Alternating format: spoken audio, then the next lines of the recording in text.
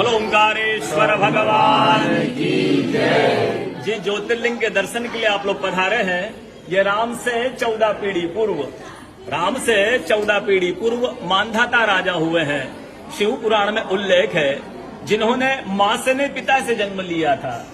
उनकी तपस्या से ये शिवलिंग प्रकट हुए, स्थापित लिंग नहीं है। जिस प्रकार आरती करते हम प्रण अक्षर के मध्य, ओम अक्षर के मध्य, यह तीनों एका, जय शिव ओंकारा। एक ही शिवलिंग में ब्रह्मा विष्णु महेश निराकार धरती से प्रकट हुए हैं। इसलिए अखंड दीप जो जल रहा प्राचीन समय से, एक ही दीपक में 3 बातियां लगातार जल रही है, ब्रह्मा विष्णु महेश की।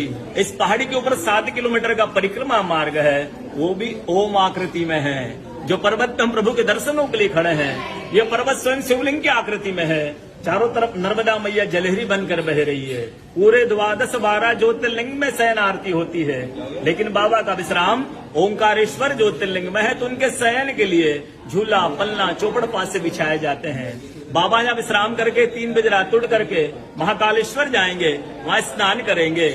इसलिए वहाँ का भस्म आरती प्रसिद्ध है, यहाँ का शयन आरती प्रसिद्ध है। शिव पुराण में भी कथा आती है, महिलाएं 16 सोमवार व्रत करती है, उसमें भी कथा आती है। क्या कथा आती है? प्रतिदिन भोलेनाथ आते हैं, माँ के साथ विश्राम करके सुबह ब्रह्म मुहूर्त में उठकर चले जाते हैं। एक दिन जब भोले बाबा माँ के साथ पधारते हैं तो माँ पुजारी से पूछती, पुजारी हमें विश्राम के लिए जा रहे हैं, ये चौपड़ पासे में किन की जीत होगी? पुजारी बोलते कि आज ही भोले बाबा जीतेंगे।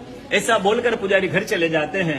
भोले बाबा माँ विश्राम के लिए चले जाते हैं। सुबह ब्रह्म मुहूर्त में जैसे ही भोले बाबा माँ बाहर निकलते हैं, पुजारी द्वार पर रहते हैं। तो माँ पुजारी से पूछती, पुजारी कल मैंने आपसे पूछा था हम विश्राम के लिए जा रहे, चौपड़ पासे में किन की जीत होगी? आपने कहा भोले बाबा जीतेंगे। भोले बाबा नहीं, मैं जीती हूँ। माँ ऐसा बोल करके उनको श्राप दे के चली जाती है। उनके तुरंत पश्चात अप्सराएं शिवलिंग पे जल चढ़ाने आती, तो अप्सराएं पुजारी से पूछती, पुजारी अस्वस्थ क्यों हो गए, आप तो ठीक थे। फिर पुजारी बताते हैं प्रतिदिन भोले बाबा माँ के साथ विश्राम करके चले जाते थे।